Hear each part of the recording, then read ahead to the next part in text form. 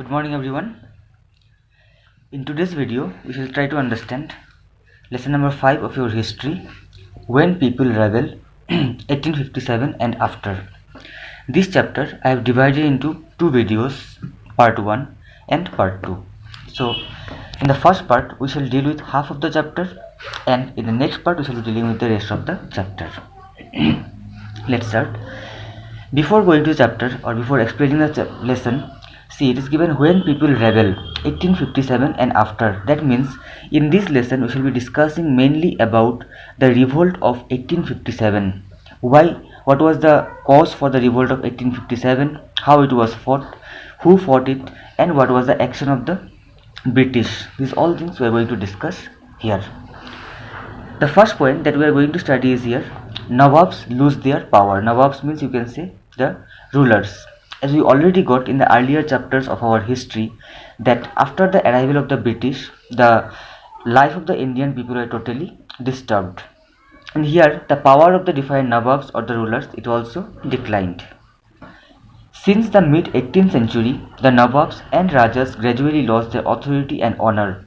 We can say the British, they came in the 1600 AD in our country as traders. But from the middle of the 18th century, the local Nawabs as well as the Rajas, slowly or gradually, they started to lose their authority as well as honor, or we can say power. The freedom of the rulers reduced. Before, the rulers or the Nawabs, they enjoyed lot of freedom, but from the middle of the 18th century, their freedom also started to reduce. Their armed forces disbanded. We already got in the earlier chapters that the Indian rulers, they were not allowed to keep their independent armed forces, and even their territories were taken away by stages. The British, as we already discussed in the earlier chapters, through different policies like the subsidiary alliance, the doctrine of lapse, by applying such type of policies, the territories of the local rulers or the Nawabs were taken away by the British. I have taken few examples here. See, for example, Rani Lakshmibai of Jhansi. You have heard about Rani Lakshmibai. She was very famous and very powerful ruler of Jhansi who fought against the British, and she wanted the company to recognize her adopted son Nana Sahib. Nana Sahib was the adopted son of Rani Lakshmibai. So Rani Lakshmibai, she wanted the British to accept Nana Sahib as the heir to the kingdom, but the company refused it. See, we already got just before some time that from the middle 18th century, the power of the Indian rulers started to reduce or decline. So you can understand it from here that when Rani Lakshmibai, he requested or he wanted the British to recognize her adopted son Nana Sahib as the heir to the kingdom after the death of her husband, that request was refused by the British. Oudh is one place which was taken over in the year of 1856 through subsidiary alliance. About this subsidiary alliance, already it was explained earlier. So Oudh was the place which was taken by the British in the year 1856 through the policy of subsidiary alliance. In the year of 1849, the Governor General was Lord Dalhousie. What he announced in 1849, Lord Dalhousie, he announced that after Bahadur Shah Jafar, as you know, he was the last powerful Mughal ruler. So Dalhousie declared that after Bahadur Shah Jafar, the family of the king would be shifted out of the Red Fort. Actually, we can say during that time Red Fort was the residence of the emperors, Mughal emperors. Now Dalhousie declared in 1849 that after Bahadur Shah Jafar, the family of the king would be shifted out of the Red Fort. Here also they lost their power. Finally, in the year of 1856, at that time the Governor General was Canning, Lord Canning. He was the Governor General. He decided and declared that Bahadur Shah Jafar would be the last Mughal king. That means after the death of Bahadur Shah Jafar, the Mughal power would be handed over to the British East India Company. So in this way we can say the Nawab or the Rajas, they lose their power under the British. Well, the second point that we are going to study is here, responses to reforms. What is the meaning of responses to reforms? When the British came to our country and slowly they started to occupy different places of our country, they wanted to make some reforms or they wanted to make some changes. What were the changes? Let's see. The British believed that Indian society had to be reformed. According to the British, as we already got earlier, James Mill, who told that Indian society was backward or uncivilized, and the British, they believed that the Indian society had to be reformed. Laws were passed to stop the practice of sati and to encourage the remarriage of widows. The British, they passed two new laws. According to one law, the practice of sati was banned. You know what was the practice of sati? It was there in the religion of Hinduism, that after the death of the husband, the wife also will be burned alive in the funeral pyre of her husband. That system was stopped or banned by the British, and they also encouraged the remarriage of the widows. Generally, we know that the widows, they could not get remarried, but the British, they passed some laws which encouraged the remarriage of the widows.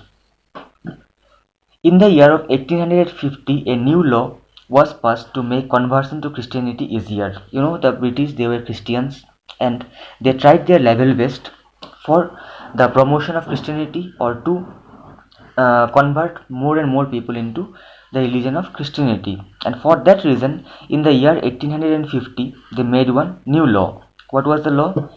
This allowed the Indians who had converted to Christianity to inherit property of his ancestors. See, the British made one law that if any person, any Indian, either Hindu or Muslim or any other religion, would convert himself into Christianity, he would be able to inherit, or he would be able to get the property of his ancestors. Otherwise, would not be able to get the property. Many Indians feel that the British were destroying their religion, their social customs, and their traditional way of life. Now, when the British, they were introducing different types of reforms, some were really good, like the sati system was banned, widow remarriage system was encouraged. These points are good, but some other points that we are going to study later on were totally against the Indian culture, Indian custom, Indian society. And that's why some of the Indians, not some, we can say many of the Indians, they felt that the British were trying to destroy our religion, our social custom, as well as our traditional way of life. And that's one reason we can say why the people, they revolted. The next point that we are going to study here is from Meerut to Delhi. We can say the revolt of 1857, which is the main topic of this chapter. This revolt of 1857, it was started from Meerut, and from Meerut it reached to Delhi, our capital, and from Delhi we can say it spread all over the country. The revolt of 1857 started from Meerut. As I already told you that the revolt of 1857, it started from Meerut and reached Delhi. On 29th March 1857, Mangal Pandey was hanged to death. I hope everybody know the name of Mangal Pandey. He was one martyr or freedom fighter of our country, and he was caught by the British. And in the year of 1857, on 19th March, so when Mangal Pandey was killed, or he was hanged to death on 29th March 1857, the Indian soldiers, they got very much angry. Just some days later, sepoys means the Indian soldiers, in Meerut refused to use the new cartridges which were suspected of being coated with the fat of cows and pigs. We can say this was the most important cause for the revolt of 1857. In 1857, the British, they introduced some new cartridges, some new bullets which were suspected to be coated with the fat of cows and fat of pigs, which were against the religion of the Hindus as well as the Muslims. And that's why the sepoys, or the Indian soldiers, they refused to use these new cartridges. And for that reason, 85 sepoys were dismissed on 9th May 1857. When these Indian soldiers, they refused to use the cartridges, 85 of the Indian soldiers, they were dismissed. On 10th May, in the same year, soldiers, they marched to the jail in Meerut and released the imprisoned sepoys. See, we already got earlier that 85 soldiers, they were dismissed and they were sent to jail. Now the other soldiers, Indian soldiers, they went to the jail in Meerut. They released all these 85 prisoners or the other imprisoned sepoys. They killed the British officers. The sepoys of Meerut rode all night of 10th May to reach Delhi. Now, after releasing all these imprisoned soldiers, and they also killed the British officers, and at the night of 10th May, the full night they rode to reach Delhi. The regiment in Delhi also joined them, and when the news of this reached to the regiment which were already stationed in Delhi, they also joined the rebellious soldiers. The regiment in Delhi also joined them. They proclaimed Bahadur Shah Jafar as their leader. Now, all these soldiers, right from Meerut as well as from Delhi, they declared that Bahadur Shah Jafar was their leader. They wanted to fight against the British under the leadership of Bahadur Shah Jafar. The British did not expect this to happen, but the British, they never expected that the Indian soldiers also could go for such type of revolt. Bahadur Shah Jafar's support to the rebellion changed the situation and the revolt spread. Now, when the soldiers, they declared Bahadur Shah Jafar as their leader, first of all, Bahadur Shah Jafar, he did not accept it because he was quite aged, we can say, at that time. He did not want to fight against the mighty British, but the soldiers, they did not leave. And finally, Bahadur Shah Jafar, he had to accept it, and his support to the rebellion changed the situation. Means the rebellion people or the soldiers, they got lot of courage because they got the support of Bahadur Shah Jafar, and that's why the revolt of 1857, it spread all over the country. Now, the last part of this video or today's video is the rebellion spreads. This is last topic for today. From Delhi, the rebellion spread all over the country. As you already got, the revolt of 1857, it started from Meerut, now it reached to Delhi. The rulers in different places declared themselves independent under the leadership of Bahadur Shah Jafar. Now, the soldiers, they were fighting against the British under the leadership of Bahadur Shah Jafar. At the same time, in different other places, the local rulers, they also declared themselves as independent. Like, for example, I have taken near Kanpur, Nana Sahib, the adopted son of Rani Lakshmibai, we can say, Nana Sahib gathered armed forces and fought against the British.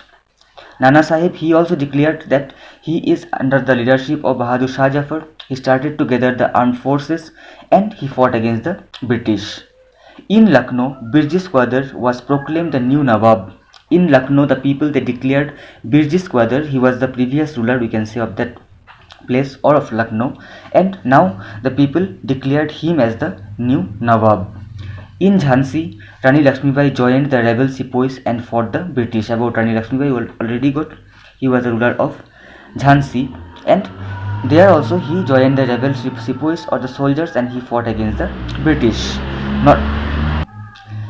Not only the rulers or the Nawabs, even the Jamindars, the different leaders and the fighters from across the land joined the fight, and in this way we can say the revolt of 1857, it started to spread all over the country. All the people, we can say, they joined the revolt to fight against the British and to get them free from the shackle of the British rule. So that's about today's video. Go through it. If any doubt is there, please get it cleared. Thank you.